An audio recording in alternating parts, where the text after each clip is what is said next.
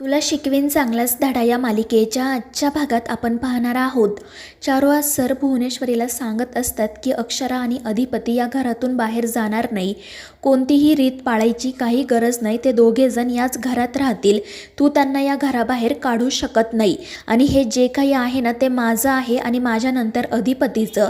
त्यामुळे तुझा या सगळ्यावर काही हक्क नाही. तुझा या सगळ्याशी काही संबंधही नाही. मात्र चारुहास सरांचं बोलणं ऐकून भुवनेश्वरी म्हणते की तुम्ही मान्य केलं आहे ना की अशी रीत आहे म्हणून, मग ती रीत आता अधिपतींना आणि सुनबाईंना पाळावीच लागेल, कारण हीच या घराची परंपरा आहे. आणि मग याच गोष्टीवरून ते दोघेजण एकमेकांशी वाद घालत असतात. त्यांचा वाद वाढतच जातो. सगळेजण घाबरूनच त्या दोघांकडे बघत असतात. चारुहास सरसुद्धा काही ऐकून घ्यायला तयार नसतात. ते भुवनेश्वरीचा ठाम विरोध करत असतात. ते म्हणत असतात की मला माहिती आहे ना, अक्षरा तुझ्या डोळ्यात खुपते, तुला तिचा खूप त्रास होतो आणि तिला त्रास देण्यासाठीच तुझं हे सगळं काही चाललं आहे. वर भुवनेश्वरी म्हणते की ठीक आहे, हवं तर आपण असं समजू, पण मग अधिपतींचं काय? त्यांनासुद्धा त्रास होणारच आहे ना. आणि त्यावर चारुहास सर म्हणतात की अधिपतीवर सुद्धा तुझं खोटं प्रेम आहे. तू फक्त मायेचा दिखावा करते. तू फक्त वरून हे कातडं पांघरलं आहे. कधी कधी असं वाटतं की ते काढून फेकून द्यावं. आणि ते भुवनेश्वरीच्या अंगावर धावून जातात. त्यामुळे भुवनेश्वरी घाबरते. पण अधिपती मध्ये पडतो आणि तो चारुहास सरांचा हात पकडतो. तो चारुहास सरांना सांगतो की आमच्या आईसाहेबांकडे नजर वर करून बघायचं नाही. आणि तो चारुहास सरांनाच ढकलून देतो. आणि हे बघून घरातील सगळेच जण घाबरतात. चारुहास सर अधिपतीवर सुद्धा खूप चिडलेले असतात. ते म्हणत असतात की मूर्ख मुला, हे सगळं तुझ्यामुळे होत आहे. तू हिची आंधळी भक्ती करतो म्हणून मला राग येतो. कधीतरी डोळे उघडून बघ, मग तुला समजेल की या बाईचं तुझ्यावर खोटं प्रेम आहे. ही फक्त प्रेमाचा दिखावा करते. मात्र अधिपती काही ऐकून घ्यायला तयारच नसतो. तो उलट चारुहास सरांवरच आवाज चढवतो आणि त्यांना म्हणतो की बाप तर मी तुम्हाला मानतच नाही आणि जो काही आदर देत आहे ना तो सुद्धा फक्त आईसाहेब सांगतात म्हणून. पण आता जर तुम्ही काही बोललात ना तर तो आदरसुद्धा मी तुम्हाला देणार नाही.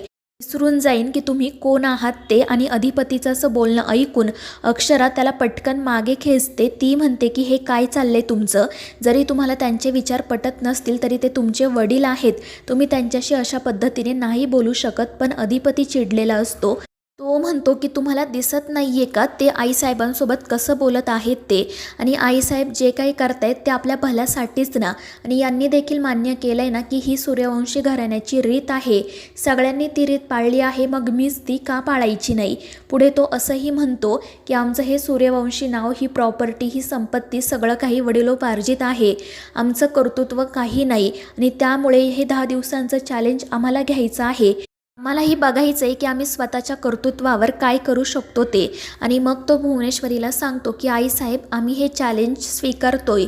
आणि मग तो अक्षराला विचारतो की मास्तरीनबाई, तुम्ही आमची साथ द्याल ना?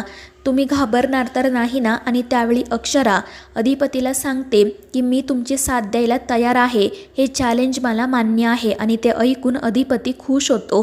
तर भुवनेश्वरी हसतच त्या दोघांकडे बघत असते. चारुहास सरांना मात्र खूप वाईट वाटते. ते अक्षराला समजवण्याचा प्रयत्न करतात. मात्र अधिपती पुन्हा त्यांच्याशी वाद घालू लागतो. मात्र अक्षरा त्याला थांबवते. तर दुर्गी आणि चंची खूपच खुश होतात. चारुहास सर पुन्हा पुन्हा अधिपती अक्षराला समजवण्याचा प्रयत्न करत असतात.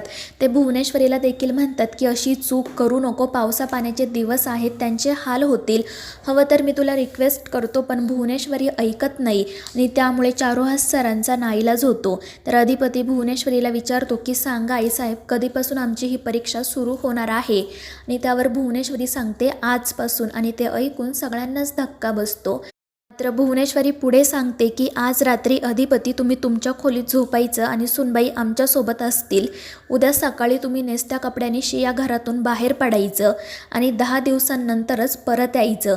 जर कधी तुम्हाला असं वाटलं की आपल्याला हे जमत नाही आहे तर तुम्ही परत येऊ शकता. या घरचे दरवाजे तुमच्यासाठी 24 तास उघडे आहेत. मात्र जर तुम्ही जिंकून परत आला तर आम्हाला आनंद होईल. आणि त्यावर अधिपती म्हणतो की आईसाहेब, तुम्ही काळजी करू नका, आम्ही जिंकूनच परत येऊ. आणि मग त्यानंतर अक्षरा चारुहास सरांना तेथून घेऊन जाते. आजीसुद्धा तेथून निघून जातात. तर भुवनेश्वरी अधिपतीला म्हणत असते की तुम्ही गैरसमज करून घेऊ नका. आणि त्यावर अधिपती म्हणतो की आईसाहेब, हे काय बोलताय तुम्ही? आम्हाला माहिती आहे तुम्ही जे काही करताय ते आमच्या भल्यासाठी. त्यामुळे तुम्ही काळजी करू नका, आम्ही जिंकूनच परत येऊ. आणि ते ऐकून भुवनेश्वरीला आनंद होतो. दुसरीकडे अक्षरा चारुहास सरांना शांत करण्याचा प्रयत्न करत असते, पण ते खूप चिडलेले असतात. ते अक्षराला विचारत असतात की तू तिच्या होला हो का करत होती, तू स्वतःसाठी स्टँड का नाही घेतला, दरवेळी त्या बाईच्या मनाप्रमाणे आपण का वागायचं. आणि त्यावर अक्षरा त्यांना शांत करत म्हणते की बाबा, आधी माझं म्हणणं तुम्ही ऐकून घ्या. तुम्हाला जी गोष्ट शिक्षा वाटते ना, उलट त्याच गोष्टीमध्ये आमचा आनंद आहे. आणि अक्षराचं असं बोलणं ऐकून चारुहास सरांना आश्चर्य वाटतं. दुसरीकडे अधिपती त्याच्या खोलीत जातो आणि ती सजवलेली रूम बघून त्याला अक्षरासोबत घालवलेले काही क्षण आठवतात. मात्र त्यानंतर तो मनाशी म्हणतो की हा आईसाहेबांचा आदेश आहे, पाळायलाच हवा. आणि मग तो एका बॅगमध्ये त्याचं थोडंसं सामान भरतो. दुसरीकडे भुवनेश्वरी दुर्गीला बोलावून घेते आणि तिला सांगते की सुनबाईंना बोलावून आण, कारण त्यांना आज आमच्याच खोलीत झोपायचं आहे.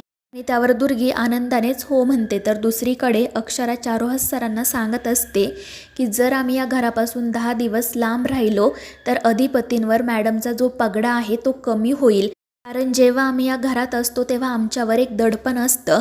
अधिपती त्यांच्या मनाने, त्यांच्या बुद्धीने कोणताही निर्णय घेत नाही. मॅडम जसं म्हणतील तसंच ते करतात. आणि जर आता आम्ही 10 दिवस या घरापासून लांब राहिलो तर आमच्यावर कोणतंही दडपण नसेल. अधिपती जो निर्णय घेतील तो स्वतःच्या बुद्धीने घेतील आणि यातच आमचा आनंद आहे. आम्हाला या 10 दिवसांसाठी मनाप्रमाणे जगता येईल, मन मोकळं जगता येईल. त्रास होईल, आमचा हा प्रवासही खडतर असेल, मात्र आम्ही एकमेकांच्या साथीने निभावून घेऊ. आणि अक्षराचं ते बोलणं ऐकून चारुहास सरांना खूप आनंद होतो. तर मित्रांनो, या मालिकेच्या पुढील भागांच्या अपडेटसाठी आपल्या चॅनेलला सबस्क्राईब करा.